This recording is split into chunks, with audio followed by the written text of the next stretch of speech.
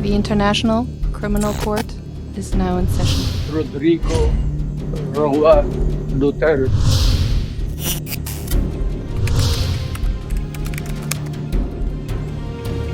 Inaasahan ng International Criminal Court Trial Chamber 3 na haharap sa korte si dating Pangulong Rodrigo Duterte sa Setyembre kung walang makikitang problema sa kanyang kalusugan.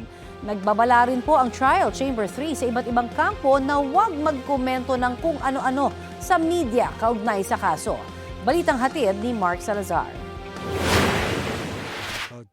Sa maiksing pagdinig ng International Criminal Court o ICC tungkol sa Crimes Against Humanity case ni dating Pangulong Rodrigo Duterte, winarningan ng Trial Chamber 3 ang mga abogado ng magkabilang panig na huwag nagkokomento sa media ng kung ano-ano tungkol sa kaso. The appropriate forum for counsel to raise matters is in the courtroom.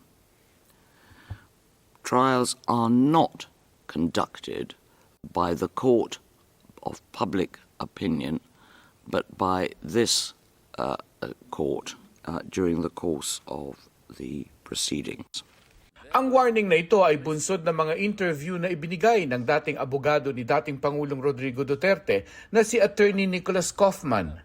Kabilang ang mga komento niya laban sa desisyon ng Appeals Court noong isang taon na nagkukumpirma ng jurisdiction sa kaso ni Duterte. Sinita na siya noon ng Appeals Court.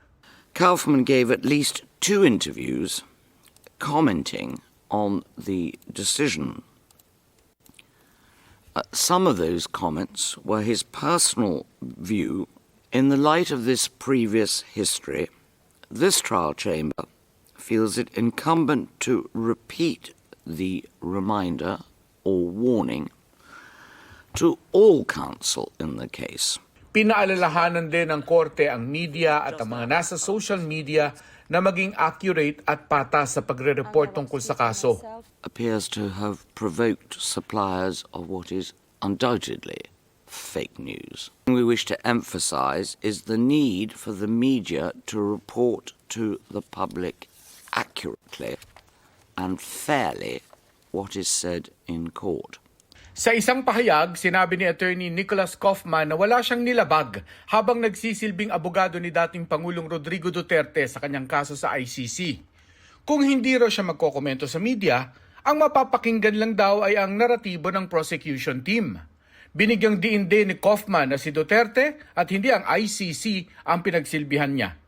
Hindi dumalo sa pagdinig si dating Pangulong Duterte, pero sa September 7, 2026, inaasahan ng Trial Chamber 3 na haharap na sa kanila si Duterte, maliban kung mapatutunayang hindi kaya ng kalusugan nito.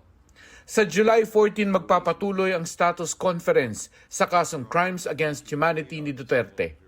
Mark Salazar, nagbabalita para sa GMA News.